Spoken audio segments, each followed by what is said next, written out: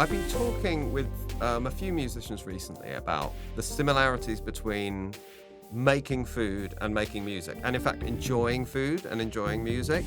And so I'm going to just share a few of these insights and see if they open your ears a little bit to the process of making music. First, it's 90% shopping. So it's a bit of a myth, actually, that making music, making food are all about wild creativity and invention. 90% of what you're doing is actually picking the right ingredients and putting them together, and you haven't invented those ingredients. You know, Beethoven and Mozart, they didn't invent that. And Kendrick Lamar didn't invent going boom, boom, boom, boom. The Beatles didn't invent the C major scale. All of these things are all over their music. They wouldn't be able to have made their music without knowing these things. And it's the same with food. You know, Gordon Ramsay didn't invent bread, and Jamie Oliver didn't invent pasta. But they've used these things, they've shopped for them, put them together, make something delicious.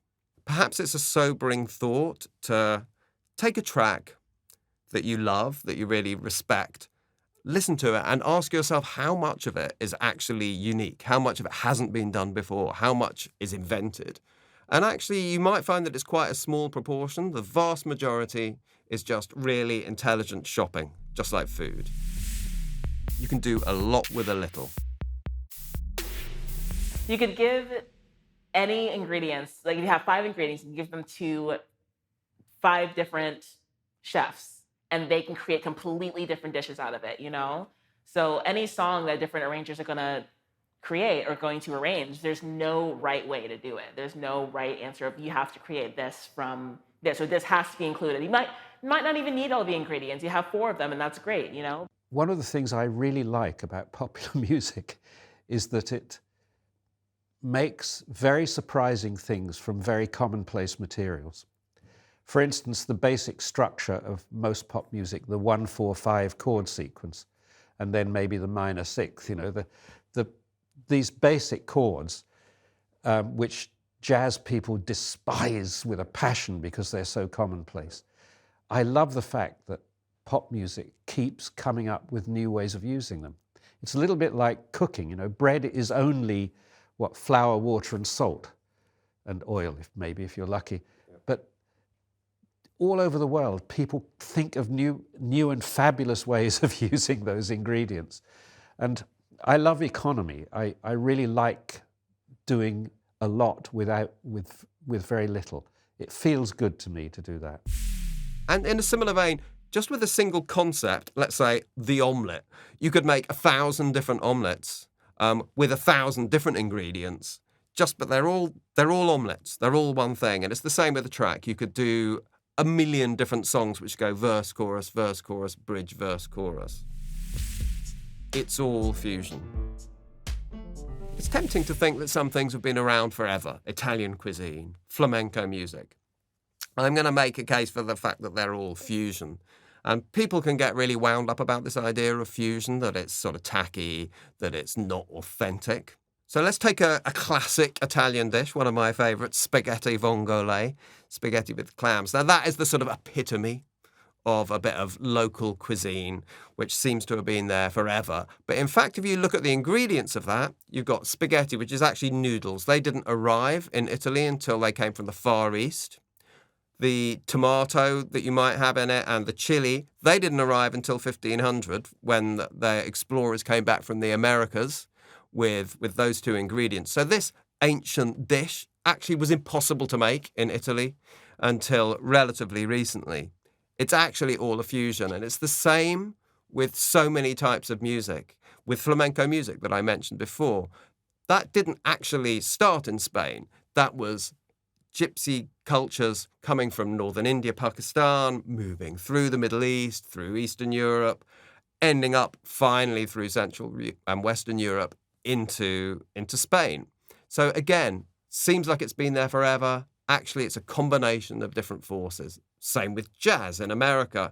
Would that really have been possible if you didn't have that incredible combination of people coming from Africa, Jewish people coming from Eastern Europe, and other Western European influences? I don't think so. So actually, maybe these things that we think of as authentic are just a blend of different people sharing their sort of cultural ideas. Music and food have a complicated relationship with tradition. Think how much something like hip-hop has changed over the last 40 years. So much has been preserved, but so much has changed. No dish is ever really going to be the same if there are different people that are making it. Family tradition or family recipes that are passed down, like it has the same essence of whatever the original thing was, but at the end of the day, it's what feels right to the person who is cooking it. Well, my family's Nigerian, and so when my grandma comes to visit, when my grandma makes something versus when my mom makes something versus when I make something, it can be the exact same dish, but they all taste very different. My grandma's is the best, and my mom's is much better than mine. Easy fix. Sometimes the things that we crave the most are not the hardest things to make. They're actually the easiest. It could be in food, maybe a cheese sandwich, a plate of French fries, or if you're Japanese, maybe egg fried rice. Exactly the same with music. We don't need a virtuosic playing, fancy chords. We don't need to slave over this musical object for months in the studio. It could be just get a beat going, the right kind of vocalist improvising over the top. Takes 2 minutes to record. And that's the thing. It's got all the emotional power that we need. It's what we want to listen to more.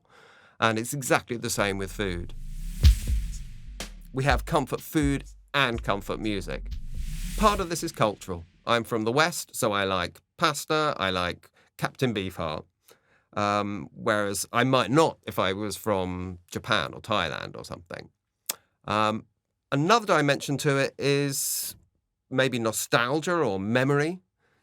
Often we're attached to things that we remember for some sort of significant reason, perhaps a particular moment in your life. I know that cooks talk a lot about this, about triggering memories. So, I grew up in the 70s. I'm strangely attached to those things that I remember from my teenage years, baked beans and punk music that I was listening to when I was 17 years old. Our tastes develop. What we like when we're young isn't the same as what we like when we're older. Obviously, that's true of food. You might give a kid, a really strong olive or a glass of whiskey, and they would spit it out. Whereas when they grow up, they absolutely love it. It's their favorite food. Exactly the same thing with music. You might, it might take you ages to get into house music or get into Bach. Or for me, it was Irish folk music. I really didn't understand that until relatively recently. But now I get it. I love it. My taste has developed. It all depends on context. Okay, so what do I mean? I simply mean that some kinds of music, some kinds of food work in different places or at different times. So, I wouldn't really put ABBA on at home, but I have enjoyed dancing to ABBA at a wedding. I really love going to gigs with like free jazz and extreme electronica, but I don't really listen to it at home. In fact, I wouldn't really want to listen to it at home. It depends on the context. Exactly the same with food. I like muesli, but I've never had it for dinner.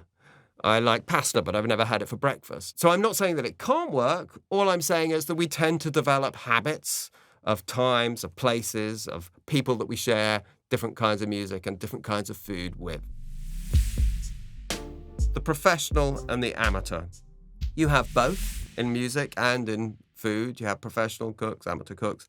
But those worlds are increasingly dividing. I'd say music started a bit earlier than cookery. We've had sort of superstar musicians, sort of rock stars and so on for a bit longer than we've had the sort of Gordon Ramsays and these sort of superstar mega cooks.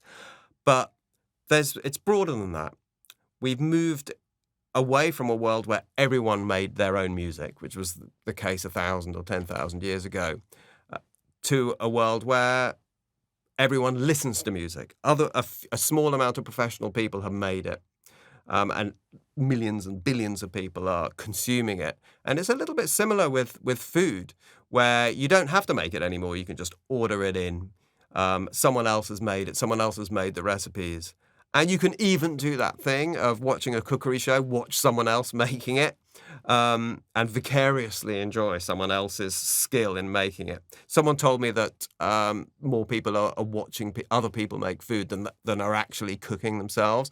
I'm not sure if that's true, but that tendency is still interesting to me, of how people are removed from the act of actually making their own stuff. Getting older. I think this is true of music and food, is that it's much harder the more you've traveled, the more you've met other people, the more you've experienced different cultures. It's just harder as you get older to have that sort of, wow, what the hell was that? That kind of experience of the new, of the first time. And so your attention goes somewhere else. Your attention goes into making and exploring detail and looking at how things are constructed in a slightly different way to when you're just sensually experiencing something that you've never experienced before. Food and music exist in the moment. Okay, I think this is actually a really important point. There are some things you do in life, like opening a bank account, fixing a plug. These are things that you do not because they're great fun to do, but in order to make something else happen, in order to sort of plan for the future and make something easier further down the line.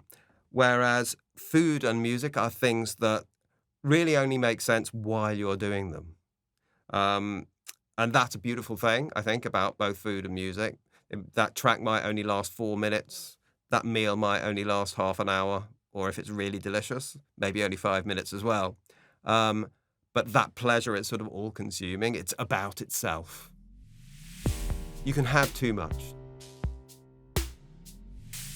Sometimes you just need silence, and sometimes you need to put that little tube of Pringles away.